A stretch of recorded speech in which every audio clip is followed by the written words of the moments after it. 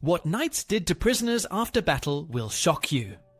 Behind the shining armor and the celebrated code of chivalry, the reality of captivity in the Middle Ages was far harsher than the legends suggest. For nobles, being taken alive often meant negotiation, ransom, and even relative comfort. But for common soldiers, the outcome was brutal. Forced labor, mutilation, slavery, or execution.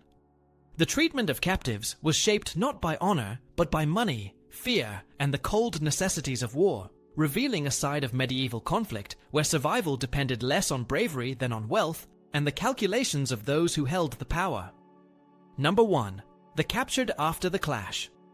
After a medieval battle ended, the scene was brutal and chaotic.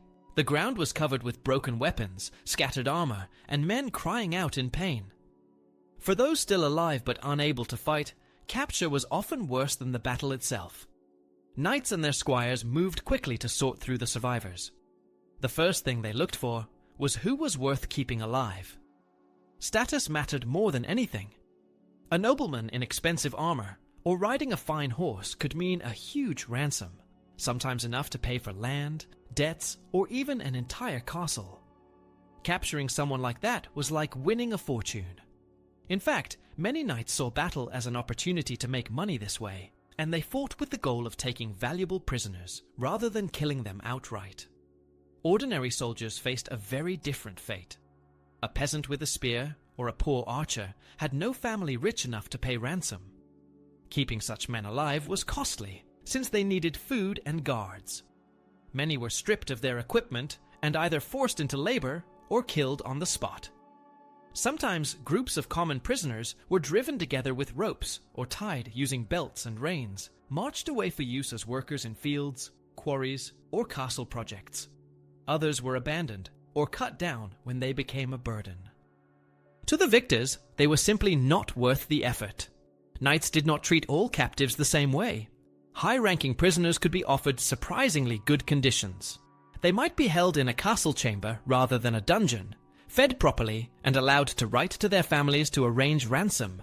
Some were even allowed to move under parole, promising on their honor as nobles to pay once free. But these privileges were never about kindness. They were about profit. Keeping a noble alive and comfortable meant a better chance of securing a large payment. The moment of capture itself was often fast and harsh. Soldiers signaled surrender by removing helmets, dropping weapons, or raising their hands. A knight or man-at-arms would then claim the prisoner, often demanding his name immediately to confirm value. If the captive resisted or tried to escape, he could be killed without hesitation. On some battlefields, like Agincourt in 1415, even nobles were slaughtered when there were too many prisoners to guard safely. That decision showed how fragile survival was. Your life depended on the victor's needs in that exact moment.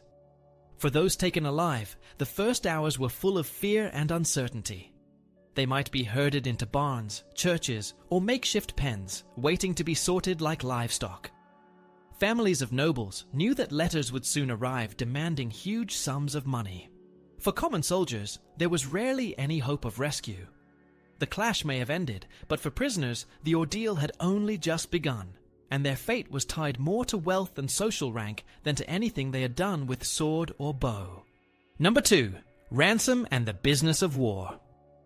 In Western Europe, the law of arms treated a captured noble as negotiable property, and a battlefield could flip instantly into a marketplace where names, titles, and incomes set prices. Value was read from visible clues. A destrier with rich barding, a gilt bassinet, a surcoat stitched with recognizable arms. Once seized, a prisoner gave his name and rank, and the captor asserted a recognized right to ransom that could be traded, shared with his lord under service contracts, or sold on to a richer investor. Agreements formed quickly as bonds or letters of obligation, sealed when possible, backed by surety's kin, vassals, urban merchants who guaranteed payment. High-profile captives were paroled to travel under safe conducts to raise funds, leaving hostages in their place. Failure to pay meant a return to custody and the forfeiture of estates pledged as security. Sums were not random. A working rule tied ransom to annual income and office, with currency in écus, florins, or mark sterling, and payments scheduled in installments that could stretch for years. Financing drove deep into society. Widows leased manors, abbeys advanced cash, Italian and Flemish bankers extended credit, and royal governments taxed towns to keep prominent men from rotting in foreign towers. After Poitiers, John II's capture triggered treaties, hostages, and a scale of taxation that strained France. Similar pressures recurred whenever a battle yielded a haul of barons and bannerets. Commanders tried to regulate the harvest. Indentures for retinues spelled out how prisoner profits were divided among captor, company, and overlord, discouraging the killing of valuable men during the chase. Signals like quarter or a raised dagger over a helmet marked surrender. Once accepted, killing a compliant captive risked punishment because it destroyed wealth. The trade extended beyond nobles. Wealthy merchants serving as town militia, sergeants with savings, and specialist officers could fetch modest sums, but most infantry remained uneconomic. To avoid guard burdens, captors stripped gear and released, impressed as porters, or culled them if danger threatened. When the tactical situation turned, even titled prisoners could be executed to free hands for a new fight. Ransom culture also shaped conduct between enemies. Courtesy at table, decent lodging, and access to chaplains kept negotiations smooth and values high. Harsh treatment depressed prices and invited retaliation. Castles became counting houses. Clerks listed armor as collateral, appraised horses, and tracked deliveries at fairs and ports under truce days. The system blurred war and business so completely that campaigns were planned with revenue from future captives in mind, and fortunes rose or fell not only on courage in the melee, but on the luck of catching a man whose signature could buy a lifetime. Number 3. Brutality and terror. The treatment of prisoners in the Middle Ages could swing from calculated restraint to terrifying cruelty, and the most striking examples are those where violence against captives was used as a weapon of fear. During the Crusades, the mass killing of prisoners was not just the product of rage, but a deliberate military tactic. At the Siege of Acre in 1191, when negotiations between Richard the Lionheart and Saladin broke down, Richard ordered the execution of over 2,500 Muslim captives. Contemporary chronicles describe the scene in detail. Groups of men led outside the city walls, beheaded or stabbed in rows, their bodies left where they fell. This was not random bloodshed. It was psychological warfare, sending a message to surrounding forces that surrender did not guarantee survival. In this way, terror became as important as swords and siege engines in shaping the outcome of campaigns. Similar episodes occurred across Europe. At the Battle of Agincourt in 1415, Henry V faced the problem of having too many French captives while the battle was still undecided. His solution shocked even his contemporaries. Fearing a renewed attack and lacking enough men to guard the prisoners, he ordered their execution, even though many of them were nobles who could have brought high ransoms. The act was controversial, but reveals the cold calculation of medieval commanders. Keeping prisoners alive was valuable only when circumstances allowed it. When survival was at stake, even the wealthiest could be cut down. This showed the thin line between profit and pragmatism on the battlefield. The brutality did not always take the form of outright killing. Prisoners could be used for humiliation and spectacle, reinforcing the power of the victors. Captives were sometimes forced to march barefoot in chains through enemy towns while crowds jeered at them. They might be paraded in festivals or mocked in court ceremonies, their degraded state serving as a warning to others. Letters sent by prisoners to their families often carried desperate tones, dictated under duress to encourage faster ransom payments. Chroniclers mention mutilations as well, cutting off noses, ears, or hands to mark captives permanently and make their suffering a public lesson. Such punishments blurred the line between military necessity and cruelty for display. Terror also played a role during sieges. Defenders who resisted too long often risked slaughter if the walls fell, since besieging forces considered prolonged resistance an insult. At Béziers in 1209, during the Albigensian Crusade, thousands of inhabitants, including prisoners, were massacred after the city was stormed. These acts were meant to break morale in other towns, convincing them to surrender quickly rather than risk the same fate. By turning prisoners into examples, medieval leaders extended their control beyond the battlefield, using fear as a political and military tool. The reality of captivity in this period was therefore not just about survival or ransom, but about the terrifying uncertainty of whether one would be spared, humiliated, mutilated, or executed. It was this uncertainty, carefully maintained by acts of brutality, that gave knights and kings a psychological edge over their enemies. Number 4. Life in captivity. Survival after capture moved straight into a managed routine that mixed calculation with constraint, and the experience split sharply by status. Noble prisoners were usually lodged in secure but habitable spaces, upper rooms of keeps, townhouses commandeered by captains, or monastery guest cells, because a live, healthy captive held his value. Custody meant disarmament, an inventory of armor and horse as collateral, and a bond for maintenance, the daily costs of board and guard that would later be added to the ransom bill. Paroled movement was common. A knight might be allowed to walk the bailey or attend mass under escort, even ride out on short hunts, provided he gave word, and often left a squire or relative as a hostage. Letters were drafted by clerks to families and creditors. Seals travelled with messengers under safe conduct to arrange sureties and staged payments. Diet and dress tracked rank: wine, decent bread, and meat for the high-value few. Thin pottage and coarse loaves for lesser men. Surgeons tended arrow wounds and fractures because healing preserved price. Games like chess, dice, and coursing hounds appeared, where captors wanted to keep tempers cool, and negotiations steady, and formal courtesy at table. The ritual exchange of toasts, the offering of salt and carved meat, served the same financial logic. Security hardened if flight seemed likely. Night irons, multiple bolts, and rotation of warders reduced risk.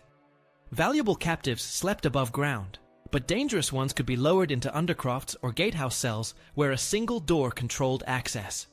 Breach of parole brought swift penalties: loss of pledged gear, public shaming, renewed chains, sometimes a lifetime of custody if trust collapsed. Below the ransom line, conditions narrowed fast. Men-at-arms without means and common infantry were penned in barns, church naves, or wagon loggers until commanders decided whether to exploit, exchange, or discard them. Many were stripped of helmets and brigandines, then drafted into hard labor repairing bridges, digging ditches, hauling stone for curtain walls, dragging siege timber under overseers with staves. Some were sold along established routes toward Mediterranean ports or border markets, especially in crusading theatres, where buyers sought field hands, oarsmen, and quarry crews. Others were swapped in bulk for provisions, or prisoners of equal rank, or released under petty ransom sums payable in gear rather than coin. Disease, cold, and untreated wounds killed more than deliberate cruelty did, and winters were worst. Thin blankets, smoke-black rafters, and salted scraps left men weak enough to be written off if guards needed to move quickly. A few proved their usefulness as translators, scouts, or smiths, and shifted into semi-free service. A smaller number were baptized or married locally, and vanished into new loyalties. Across all cases, captivity functioned less like a legal sentence, and more like a ledger in motion food, vigilance, and negotiated dignity for those who could convert status into silver, and austere, expendable labor for those who could not. Number 5. The dark reality behind the legend. The image of the medieval knight has long been polished into one of gleaming armor, gallant duels, and strict codes of honor. Yet the record of how prisoners were treated exposes the harsher foundation of that world. The aftermath of battles consistently revealed deep inequalities. Noble captives could expect negotiations, written contracts, and in many cases, a degree of comfort while awaiting ransom, while common soldiers were stripped of arms and reduced to little more than disposable labor, or bodies to be cleared from the field. The difference was not accidental, but built into the social and economic system of feudal Europe. Ransom culture encouraged elites to view war as an investment, where the capture of a duke or a wealthy knight meant years of income, while peasants held no such value. Contemporary accounts from the 100 Years' War detail how wealthy prisoners dined with their captors, sometimes even sharing hunting trips or feasts because their survival depended on their ability to pay. By contrast, foot soldiers were often penned in barns or open fields with little food, sold in bulk to slave markets in the Mediterranean, or culled when they became too burdensome to guard. The brutality was not hidden from society, but became normalized. Captains and chroniclers spoke openly about the fortunes made through ransom, and the business-like management of prisoners entered into military contracts and indentures. For local communities, however, the cost was devastating. Villages were taxed heavily to raise ransom payments for lords, and peasants were forced to sell grain, livestock and land to free men who might never return. Families of common soldiers rarely had that option, and the loss of fathers and sons through execution or servitude was a silent burden rarely recorded in chronicles, but deeply felt in daily life. At times, even nobles discovered the limits of their privilege, as seen at Agincourt, where Henry V ordered the execution of high-born French captives when guarding them threatened his army's survival. Such incidents remind us that the supposed chivalric code could be overridden by fear and expediency at any moment. The use of terror against prisoners also served broader political aims. Massacres at Acre, Béziers, or Limoges were staged not only to remove enemies, but to terrify populations into compliance, turning captives into instruments of psychological warfare. The spectacle of chained prisoners paraded through cities or mutilated as warnings reinforced the dominance of victors and displayed the hierarchy of power in medieval society. This dark reality stands in sharp contrast to the romanticized vision of knightly virtue that survives in literature and art. It reveals a world where warfare was not simply about valor or faith, but a ruthless calculation of profit and control, where survival often depended less on courage than on the wealth of one's family and the cold decisions of men in armor. The treatment of prisoners after battle strips away the legend and shows the Middle Ages as a system sustained by exploitation, intimidation, and the commodification of human lives.